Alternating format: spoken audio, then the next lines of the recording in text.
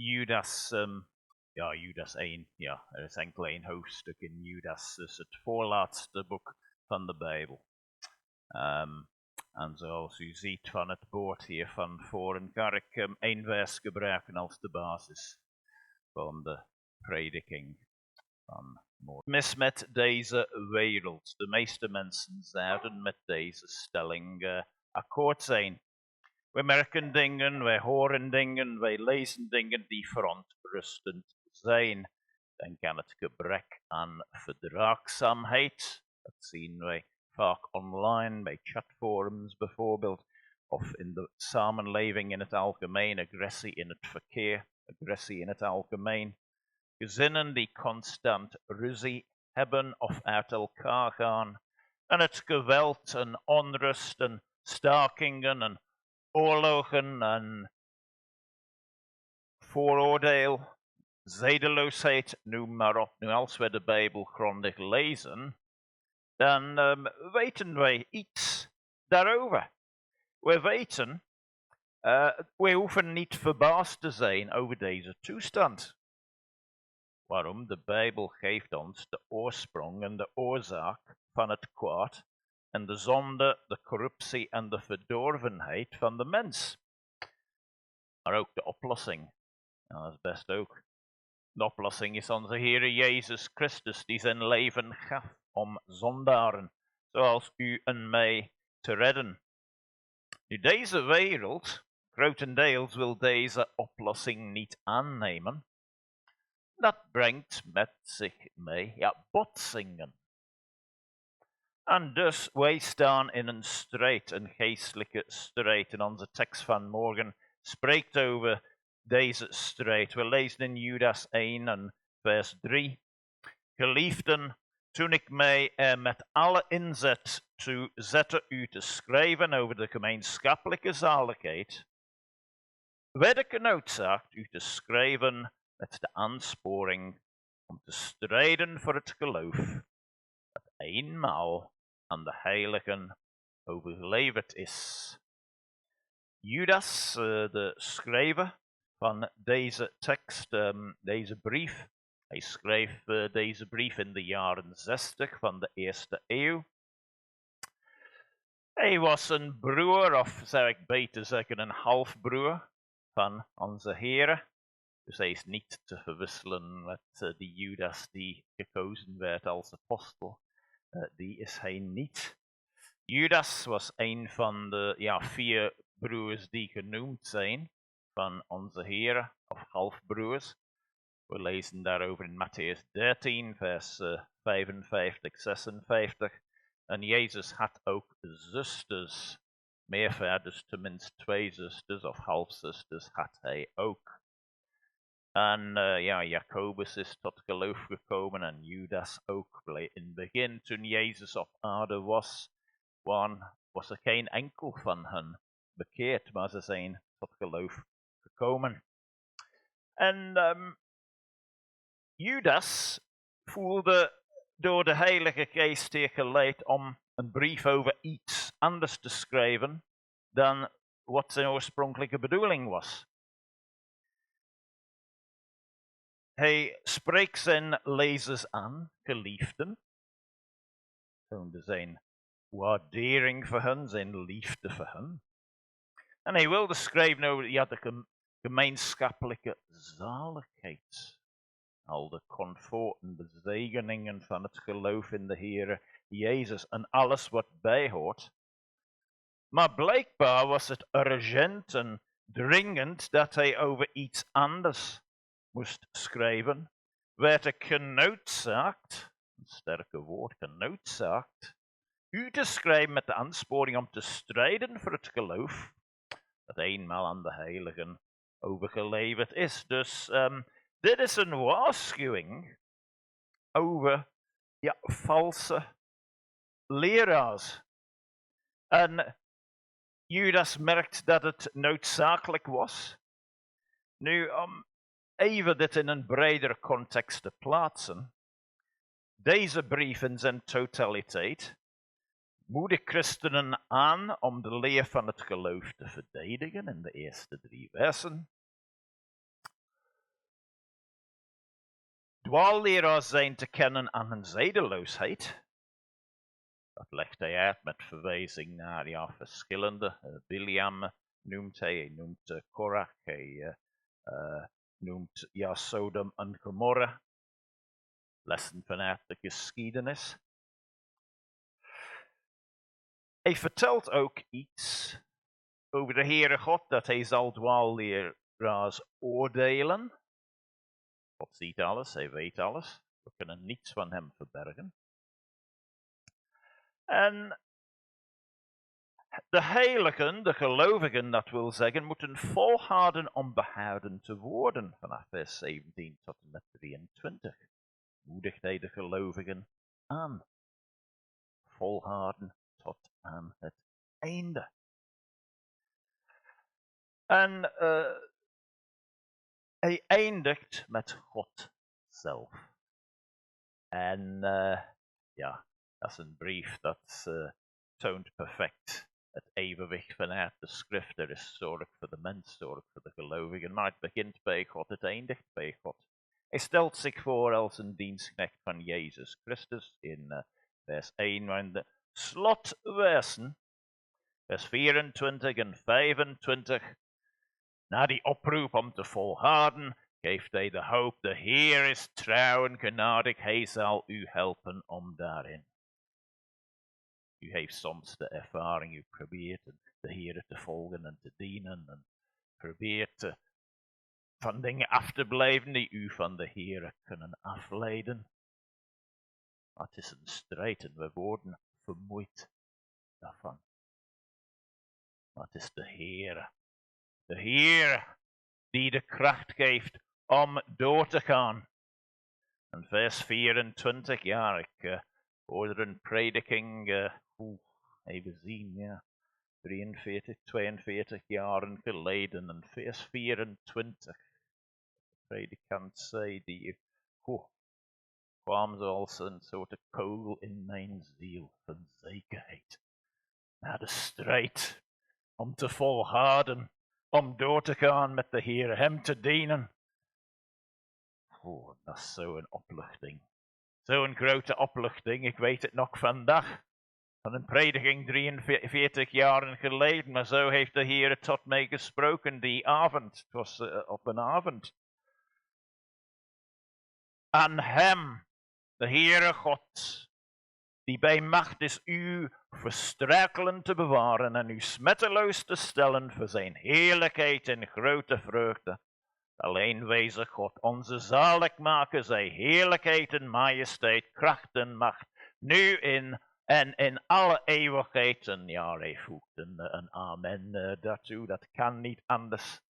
En we zouden ook allemaal hopelijk een luide amen in onze ziel willen zeggen en toevoegen daaraan. Dus de Heer geeft genade, zodat wij kunnen doorgaan in deze strijd waarin wij nu staan. We mogen het nooit vergeten, wij staan in een strijd. En we hebben ook liederen gezongen vanmorgen, spraken van smart, hoon en smart, dingen die gelovigen aanvaarden. Moeite, verdriet, twijfels, onzekerheden, die zijn een realiteit. En dus vind ik een zwakke punt in het algemeen. De evangelische beweging geeft minder aandacht aan die dingen. Binnen de belijdenis van het geloof, binnen de uitdrukking van ons geloof. Dus wat gebeurt? Mensen denken, ik moet naar de kerk gaan om mijn problemen te vergeten.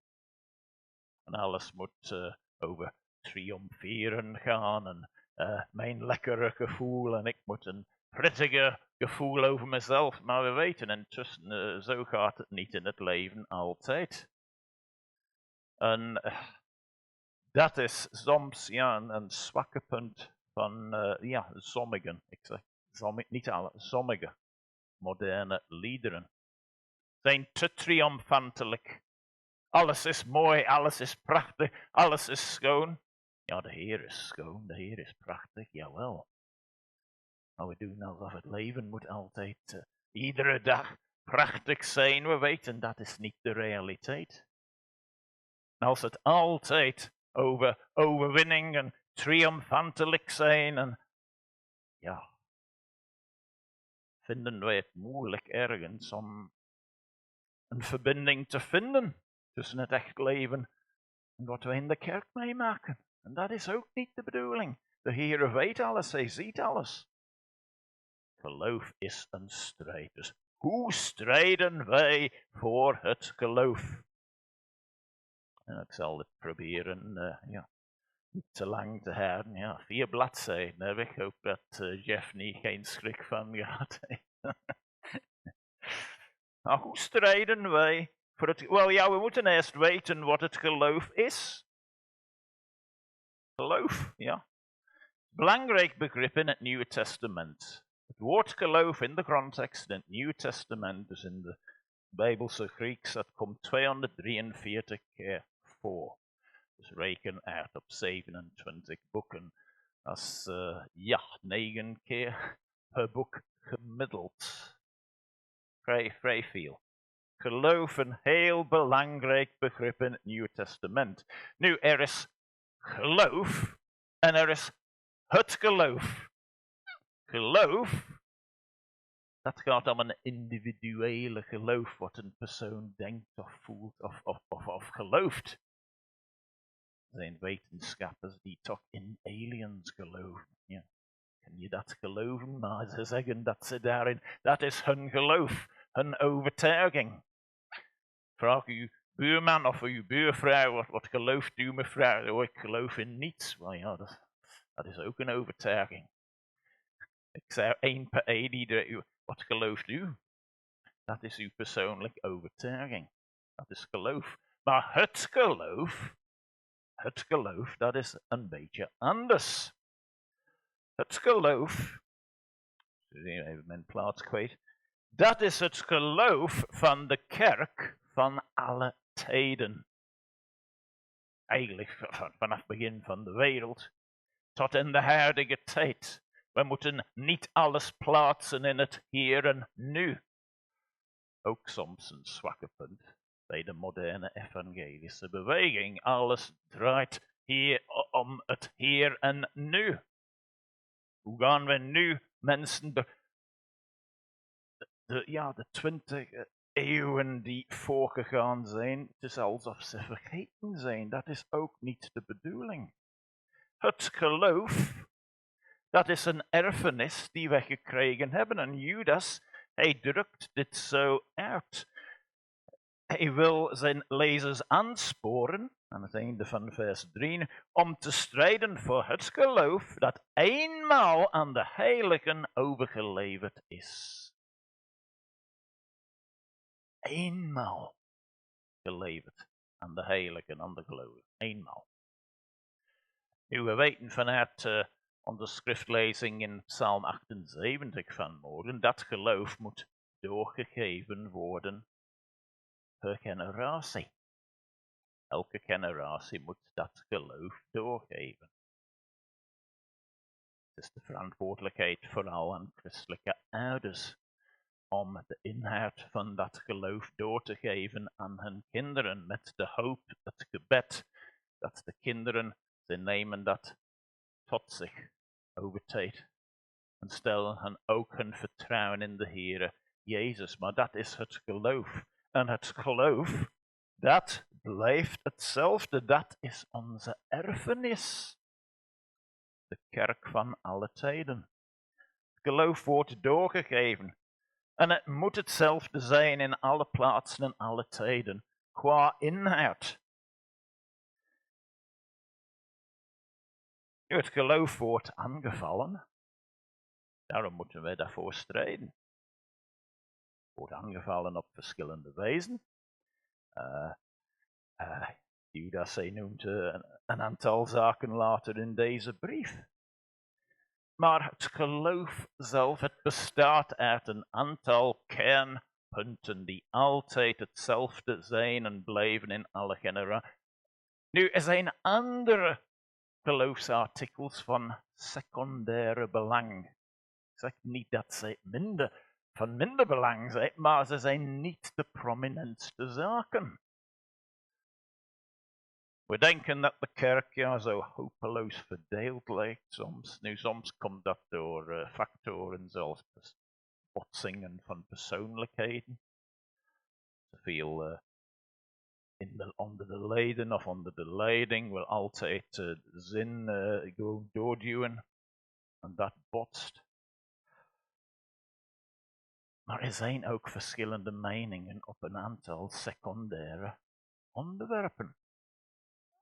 Ik durf ook bijvoorbeeld de doop hier te noemen. Nu wij geloven dat de doop van gelovigen op belijdenis van hun geloof door middel van onderdompeling, dat is de Bijbelse leer. Maar laat ons eerlijk toegeven, niet alle evangelische christenen zijn met ons akkoord.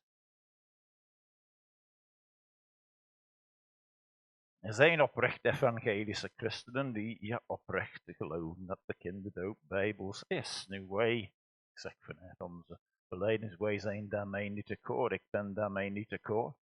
Maar ze zijn broeders en zusters in de Heer. Maar dat is iets, dat is gewoon een andere opinie. En over secundaire onderwerpen, we moeten gewoon leren omgaan met andersdenkenden. Dat is een uitdaging soms, dat weet ik. Er zijn verschillende meningen over precieze uitingen van de gaven van de Heilige Geest.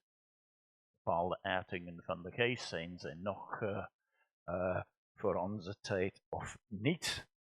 En dat wekt heel wat discussies op. Maar het is toch een secundair onderwerp. We moeten daarmee leren omgaan. Elke gemeente moet zich orde vinden aan een algemene standpunt. We gaan iets aanvaarden. Ook, we zijn niet akkoord daarmee, maar we kunnen daarmee leven. Denk aan zaken Israël. Je hebt 3 hoofdopvattingen wat het volk Israël betreft.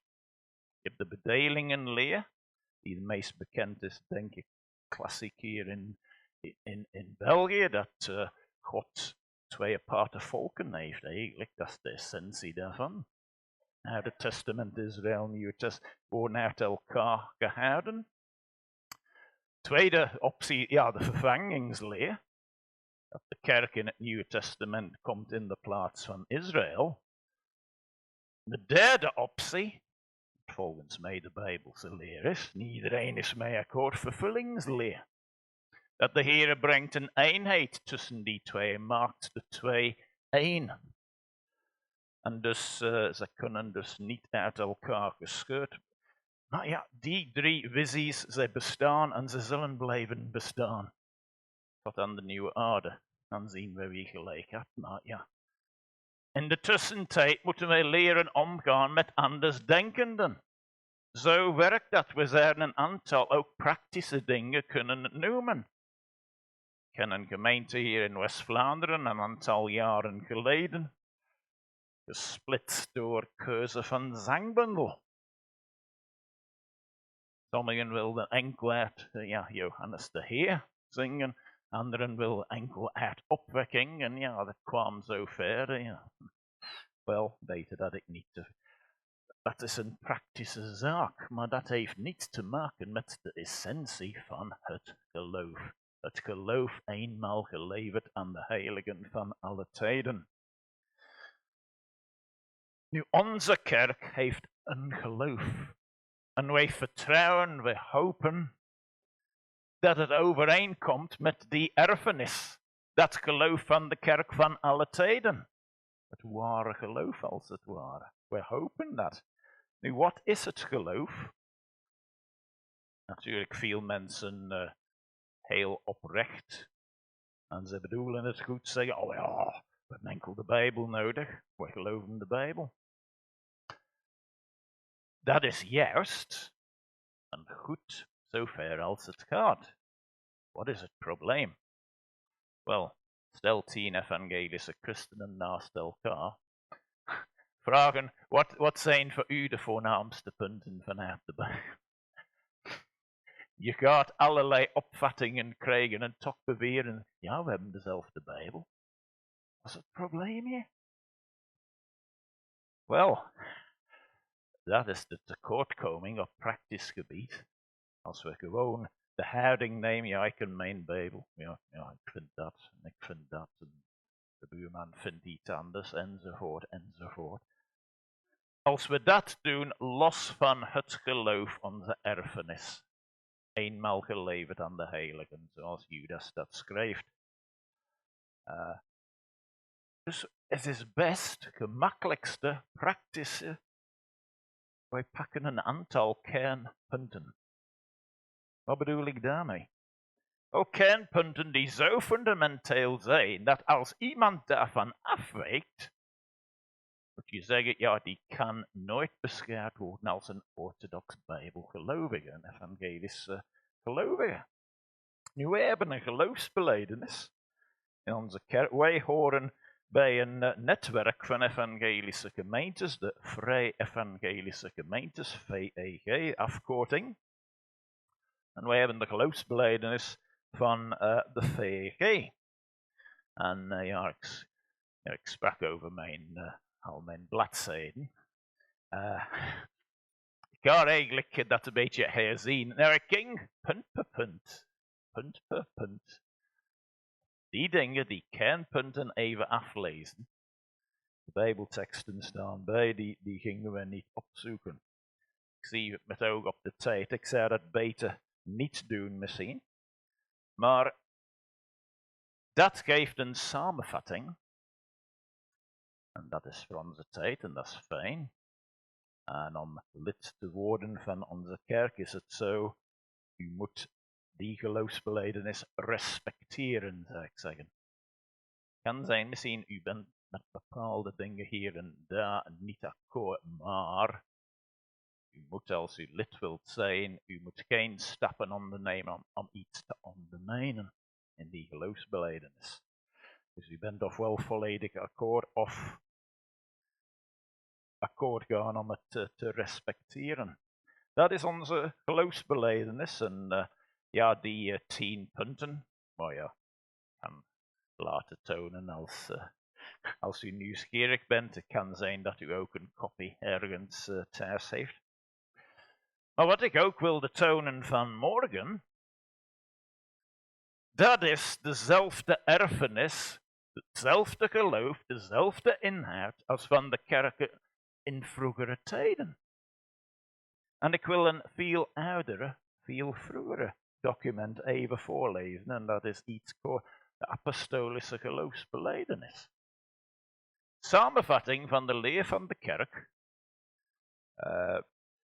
was in algemeen gebruik in de kerken rondom de 3e, 4e eeuw. Totdat het Nieuwe Testament compleet was, is alles mondeling gebeurd. Als een apostel was om rond te gaan op bezoek in de kerken, kon die onderwijs geven. Maar als dat niet het geval was, waren zij afhankelijk voor een tijd van een soort orgaan van traditie die overgeleverd werd.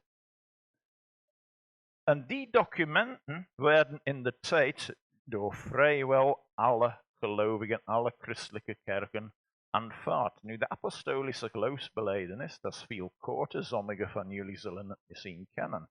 Ik wil dat even voor jullie voorlezen.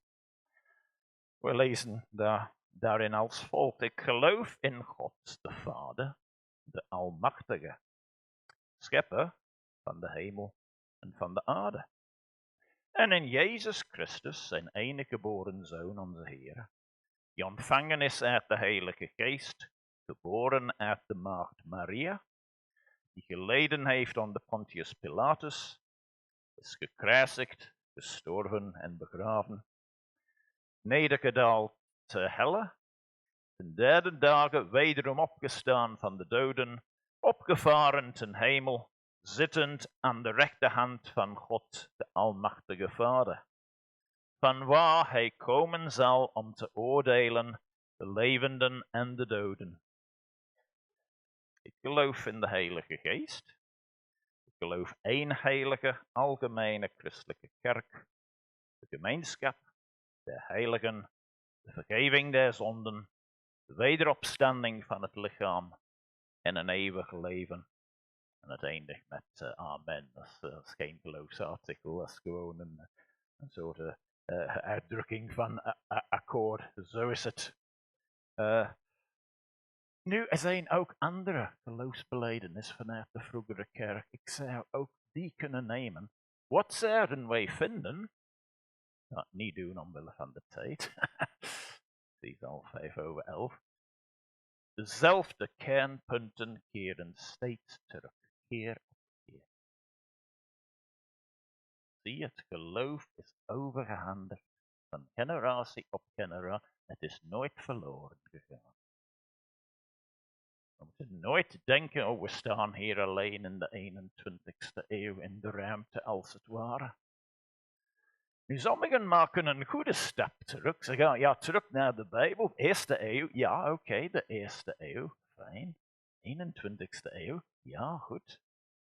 Al die studies over hoe bereiken wij Gen Z. Je weet wat Gen Z is? Ja, generatie, die viel zappen, ja. Geboren tussen 96 en 2012. En hoe bereiken wij de millennials, geboren tussen 81 en 95 of zoiets. En al die dat is goed natuurlijk en er zijn nuttige inzichten. Maar het mag niet alles bepalend zijn. Er zijn lessen die ook kunnen toegepast van vroeger. Die wel blijven van toepassing. Dus de 21ste eeuw, jawel. Eerste eeuw. Nou ja. Er zijn 19 andere eeuwen.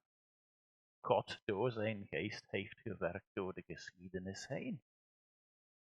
U begrijpt mij niet verkeerd. Ik geef niet hetzelfde gezag als de Bijbel. Dat is Gods woord, geïnspireerd door de Heilige Geest. Maar die erfenis van de kerk van alle tijden, het houdt ons voor een stukje in toom, het geeft ons grenzen. En we mogen niet over die grenzen steken.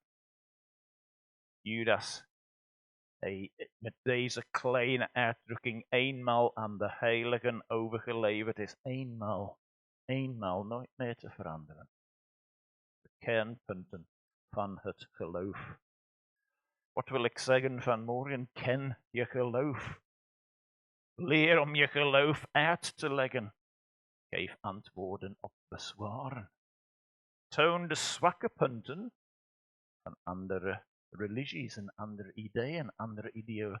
Nou, dat vraagt tijd en je gaat dat niet op één ochtend allemaal leren. Het is een pleidooi, gewoon lees je Bijbel.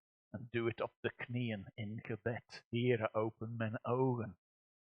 Dat ik de wonderen van uw wet mag aanschouwen. Dat we staan in een strijd. Dat is het onderwerp van de boodschap. Een tijd geleden gaf ik een bijbelstudie 7 soorten valse leraren. Ook omwille van de tijd ga ik niet allemaal vertellen wat ik toen gezegd heb. Maar ik kan dat opnieuw opsturen aan wie dat wil zien. Maar wat zijn ze? Heel kort. Wel, je hebt de ketter. Die pakt artikels van het geloof en die probeert die af te breken. En je hebt de charlatan. Dat is de persoon die misbruik van religie maakt om rijk te worden, om machten uit te oefenen. Dan heb je de profeet.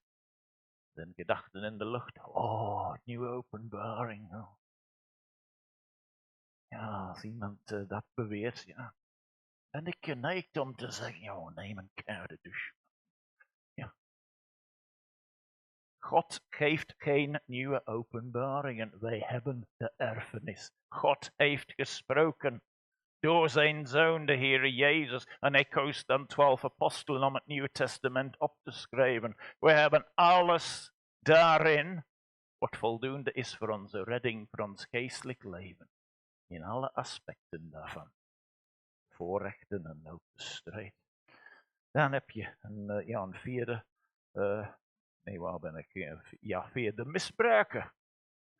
Die man maakt misbruik van zijn positie om toegang tot mensen te krijgen. Hij wil misschien soms seksuele lust uitdrukken. En als iemand hem tegenspreekt, dan bedreigt hij om hen buiten de kerk te zetten. Zulke dingen, dat is de misbruiker.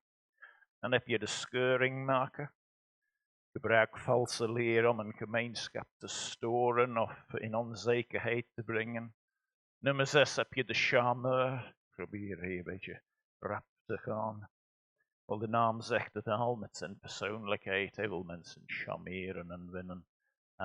Maar wat hij vertelt is absolute onzin. Dan laatst van al heb je de speculant. Hij heeft een fascinatie met nieuwheid of originaliteit of speculatie. Over dingen die de Heer soms zwart op wit verboden heeft, dat wij daarover gaan speculeren. De Bijbel spreekt over verborgen dingen die voor ons verborgen blijven. Deuteronomium 29, vers 29. Zoek dat een keer op. Wel, de conclusie van die studie was: wees alert. Wees alert, wij herkennen valse profeten door hun vruchten. Wat is hun levensstijl? Het is één ding om iemand te gaan opzoeken op internet. Zien zelfs een beroemde predikant. Maar let op. Heb je goede referenties van hem? Ken je hem persoonlijk? Waarschijnlijk niet. Heb je hem ooit persoonlijk ontmoet? Waarschijnlijk niet. Heb je ooit met zijn vrouw gesproken? 1 Timotheus 3. Voorwaarden voor een aardeling en leider. Moet zijn gezin goed kunnen leiden. Er staat er zijn predikanten die echt lastig thuis kunnen zijn. Ik hoop dat dat niet het geval is bij mij, schat. Maar dat is niet onbekend, spijtig genoeg. Niemand die je enkel online ziet, die heeft geen enkel kans om zijn leven onder de loep te nemen. Wat voor een man is dat, een man van God? Je kunt nooit zijn vrouw vragen, hoe is hij thuis en zulke dingen. De vrucht, de levenswandel. Wel, Judas geeft een waarschuwing hier. En toch eindigde hij met hoop. Met hoop. Aan hem, de Heere God, nu die bij machte is, u verstrakelen te bewaren en u smetteloos te stellen voor zijn heerlijkheid en grote vreugde. Alleen wijze God, onze zaligmaker, zij heerlijkheid en majesteit, kracht en macht, nu en in alle eeuwigheid. Amen.